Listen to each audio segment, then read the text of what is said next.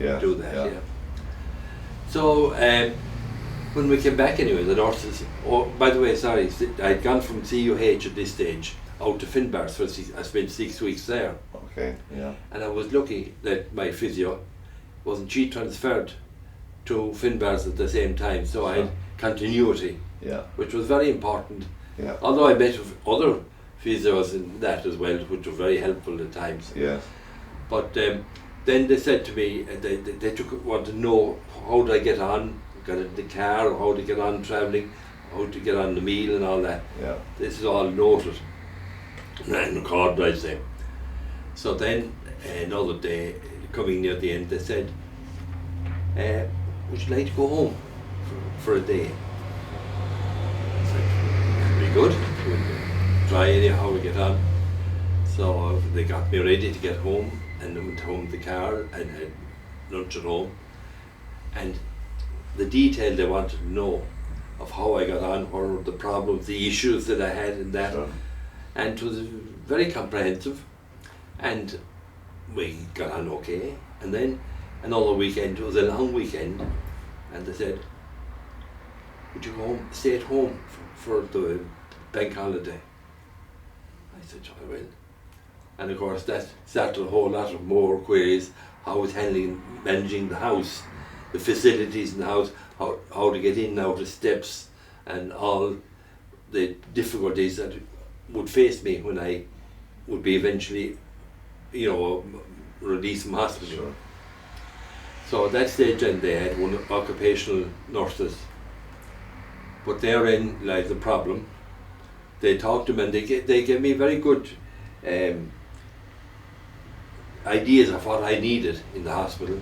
I remember bringing me down to one session there, and they want to know about measuring your bed, the height of it, how you could, they were all small things but very important in their own right. Yeah.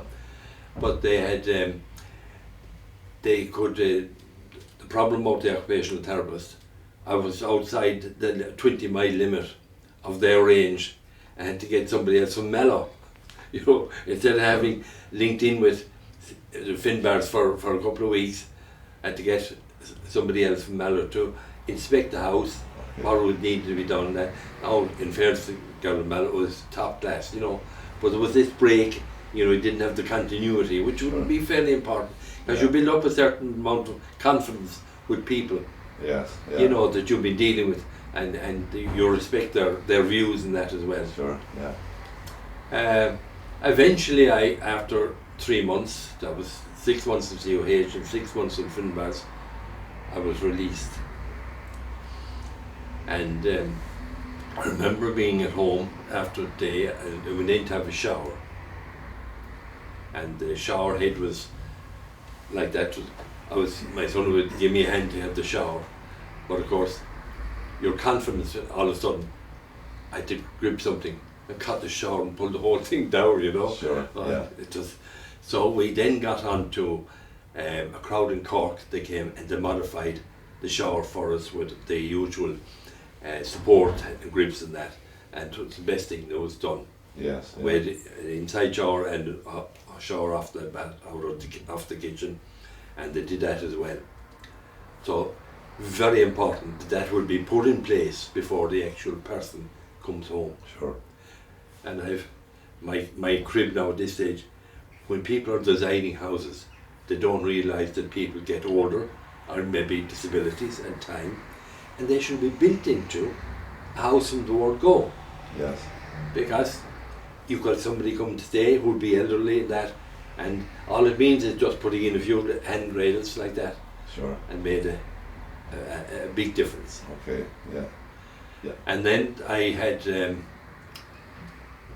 I was going then twice a week into Finbars for physio, and there'd be a big crowd of people around, and you'd be called to do your thing, trying to start to walking up and down a line, and the people inside there, but you take no notice after a while. Yeah.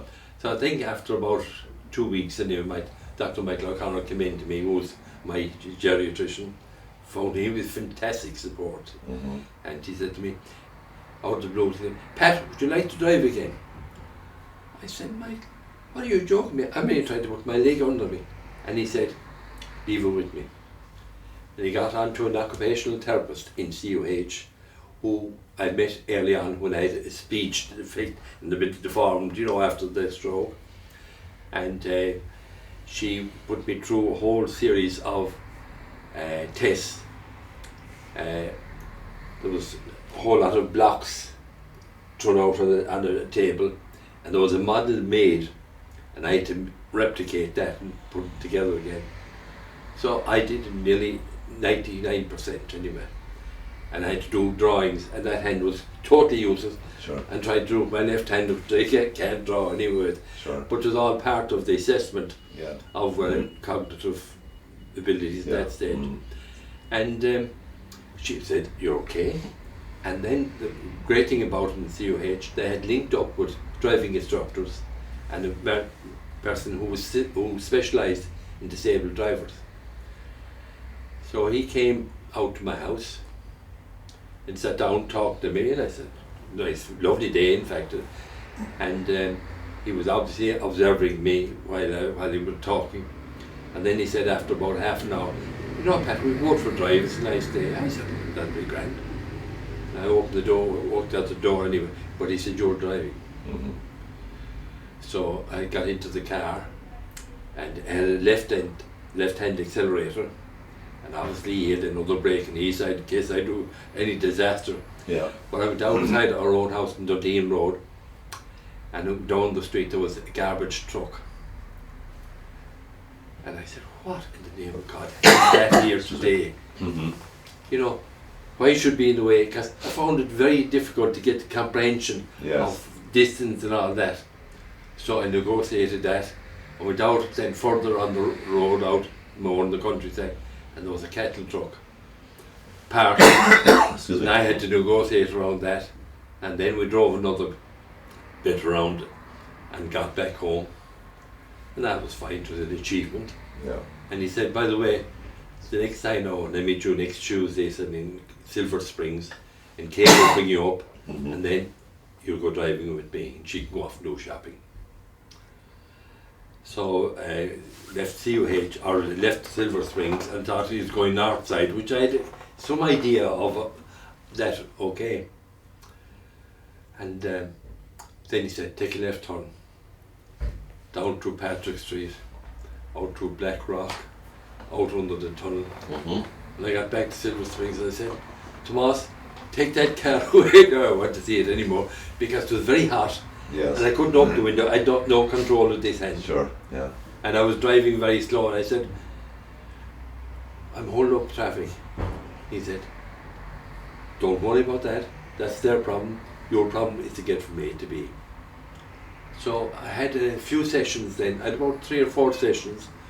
Drove out to Finbarrs on my own with him, you know, to see the lie of the land there when Yeah. I go out there, you know, twice a week. And he took me, and eventually then he said I was going to Cove to the private for physio. Yeah. Group. Tell me more about that. How did that happen? Well, I already made so much progress, Yeah. and obviously needed more, but after 6 weeks in Finbarrs, and then about a month or 6 weeks getting twice a week, on the list there were other people coming along. And somebody gives a number about, they were German Yeah. in Cove for physio, and I found them very good. Did you feel, Pat, that you had kind of plateaued? Is it?